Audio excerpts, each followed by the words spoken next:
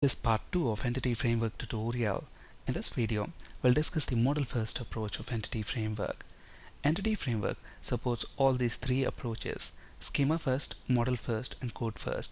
We discussed the schema first approach in part 1 of this video series. In this video, we'll discuss the model first approach, and in our next video, we'll discuss the code first approach.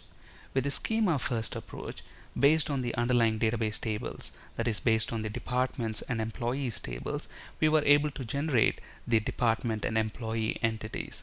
In this video, we are going to make use of the model first approach.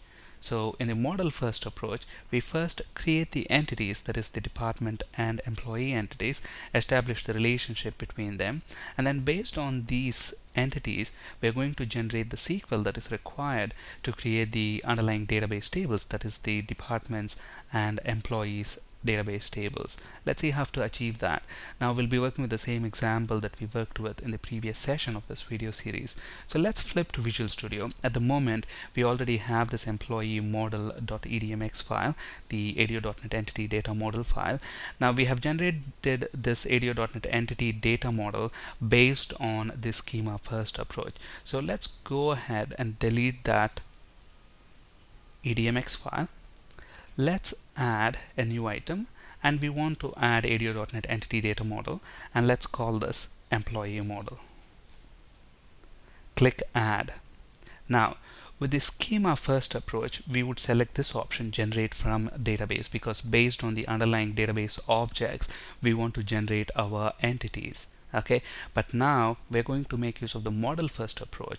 So we're going to select empty model. So we are going to create our entities first, and then based on those entities, we are going to leverage the entity framework to generate the required SQL for us to create the underlying database objects. Okay, so select empty model and click finish. So this should generate employee model.edmx file for us, and on the design surface we don't have any entities at the moment. So what we want is an employee. First we want the department entity. So right click on the design surface, add entity, and specify the name for the entity. Let's call it department entity. Okay, there is no base type for this. Okay, we are not using any inheritance here, so let's leave that none for now. And look at that, entity set is departments. Okay, it's pluralized there, and this is we want a key property for this, that is the ID. Department ID is going to be the primary key within the database table, and the type of that column should be int 32. Okay, basically integer. So let's go ahead and click OK. So this should generate department entity for us, and then notice that we already have a scalar property there, the ID property, and notice that there is a key symbol on that, meaning that is the primary key. Okay, now for the department entity, we also need name and location scalar properties. So to get them, right click on the department entity and then select add scalar property, and then let's specify the name as the property name. And then when I right click on this and then select properties, so within the properties window, notice that the name of this property is name. Is it nullable? No. It's set to false. And look at the getter and setter properties, both of them should be public properties. Okay, and then maximum length, look at this, we haven't set any maximum length at the moment, it is none, and the type of this property is string. So the SQL that is going to be generated to create the department's underlying database table, now it is going to make that column in the table as nvarchar, and then the size is going to be max, nvarchar of max, because we haven't set any maximum length here. Now for example, if you want the maximum length of this column to be maybe 50 characters, you would specify the maximum length there. And is this an entity key? No, this is not the key column, so that's why it is false there by default. Okay, and then if you look at this ID property here, so let's get to the properties window, and if you look at store generated ID pattern, if you look at this, notice that this ID is set as identity, so this will be created as an identity column within the departments table. which means the value for this will be automatically generated. We don't have to supply a value for the identity column when we insert a row into the database table. But then if you let's actually pin this down. If you look at name property, look at that, its store generated pattern property is set to none. So this is not an identity property, okay, which means we will have to supply a value for this when we insert a row into the database table. Alright, so that's the name property. Let's go ahead and add another property. This is going to be location. And again, look at this, by default the type is going to be string, and here max length, again let's set that to 50. If you don't set the maximum length, by default it will be nvarchar of max because the type is string. Okay, alright, so that is our department entity. Now we need to add another entity, that is the employee entity. So let's go ahead and add that. So the name of the entity will be employee, entity set will be employees, and again there is an ID property generated that is going to be our key property of type int32. And for employee, what scalar properties we need? We need first name. This is going to be of type string, and add another scalar property, last name, again that should be string, add another scalar property, gender, again that will be of type string. Now we need another scalar property called salary, and this one is going to be of type integer. So let's go ahead and change salary to int32. Alright, so we are done creating the department and employee entities. Now the most important thing is we need to create the navigation properties. Now this department is going to have one or more employees within it. So ultimately what we want to display, we want to display the data like this. So every department has got certain number of employees. Okay, so department dot employees property should give us the list of employees belonging to the specific department. So we need the employees navigation property here, and similarly for the employee object we need department navigation property. So employee dot department is going to give the department details to which the employee belong to. Okay, so it's going to be one-to-many relationship between department and employees. So a given department is going to have one or more employees. Okay, now how to add a navigation property? Very simple. Right click on the design surface, add, and then select this option, association. And look at this, the moment I select that option, the fact that we only have two entities, that is the department and employee entities, so it has already selected an association name by default, which is department employee association. And how is this association going to be? Every department, one department is going to have many instances of employees. So one department can have many employees, and each employee is going to have one department. Okay, so the navigation property will be employees within the department entity, and within employee entity the name of the navigation property is going to be department.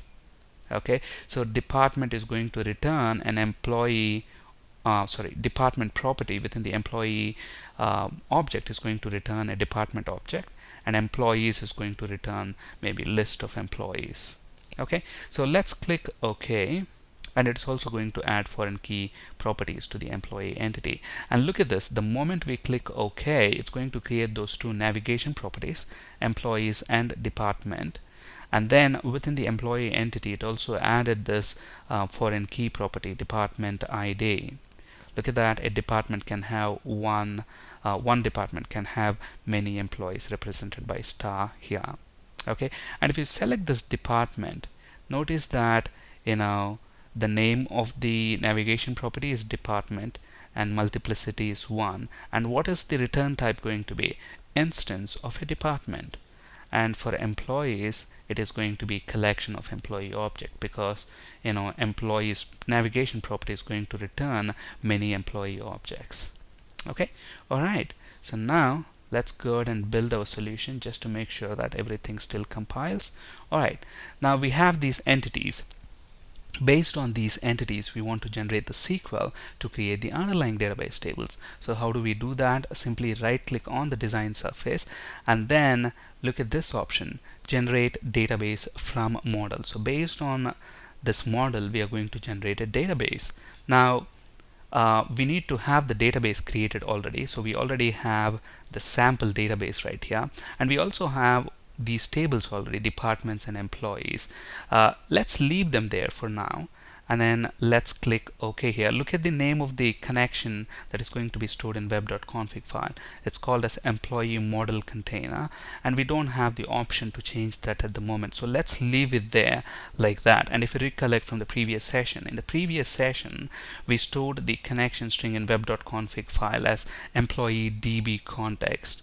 Okay, and that is very important to keep in mind, because there is a specific reason for that. We'll discuss that in our upcoming video. For now, keep in mind that the name of the connection string is going to be employee model container. Now let's click next. Now look at this, we have the DDL, that is the data definition language. Now this is the SQL that is going to help us create the database objects that are required. So first of all, look at this, we have the SQL to create departments table and employees table, and further down we have SQL to create the primary key on departments and employee tables, and then SQL to create foreign key constraint. And then since there is a foreign key constraint, it is also going to add a non-clustered index on that foreign key constraint to help the queries. Okay, so we have all the script that is required to create the database objects. So now let's click finish. So now this has actually generated a file called employee model.edmx.sql. So this file contains the SQL. Okay, now notice that within the file it says it's not connected. So now if you right click on the design surface and then select execute SQL option, so it's going to ask you for the credentials to connect to the underlying database table. Since it's a local database, I'm going to specify dot as the server name, click connect. I'm using Windows authentication, and look at this, when it has executed the SQL, it has come back with errors. So there is already an object named departments and there is already an object named employees. So obviously it failed to run the script. So let's go ahead and delete those objects from there. Let's delete the employee entities as well. So we can't delete the departments table first. Why? Because employees table is dependent on that one. There is a foreign key constraint there. So let's go ahead and delete the employees table first, and then let's delete the departments table. Alright, now let's come back to Visual Studio and then execute this SQL. This time we shouldn't get any errors, so it says command completed successfully. Now we come back here and then refresh this. We should get the departments and employees entities back. But then if you look at these two tables, we'll not have any data within them. Why? Because we have just created the tables. So we need to populate these tables with some sample data. And to speed things up, I have already the required SQL here. So let's go ahead and execute the SQL. So this is going to insert the required data. Let's execute these select statements again to make sure we have the data, and then let's go ahead and run our web forms application, and this web form 1 is already configured. Okay, so let's go ahead and run this one. So on this web form 1 we have a grid view control, and we also have an entity data source control which is going to talk to the entity model to retrieve data. Now look at this, we have an error here. The error says the specified default entity container name employee DB context could not be found in the mapping and metadata information. If you recollect from the previous video session, with this name there is an entity container class created as well, okay, behind the scenes. We'll discuss in detail about the auto-generated code in a later video session, but keep in mind the name that we use to store the connection string in web.config file is very important. Okay, and we used employee DB context in the previous session, but in this session it used a different name. So if we get to the web.config file, notice that it used this name, employee model container, as the name for the connection string. Now this connection string right here is useless. We are not using it in anywhere. So let's go ahead and delete that, and then copy this connection string. And then within our web form 1.aspx, we have this entity data source control. And if you look at the connection string right here, it is still making use of that employee DB context. So let's replace that with employee model container. And then the default container name, that is also going to be employee model container. Let's save all these changes. Let's go ahead and run the application now. And notice that we get the output that we expect. So in this video, we have discussed using model first approach of the entity framework. In our next video, we'll discuss the code first approach. That's it for today. Thank you for listening. Have a great day.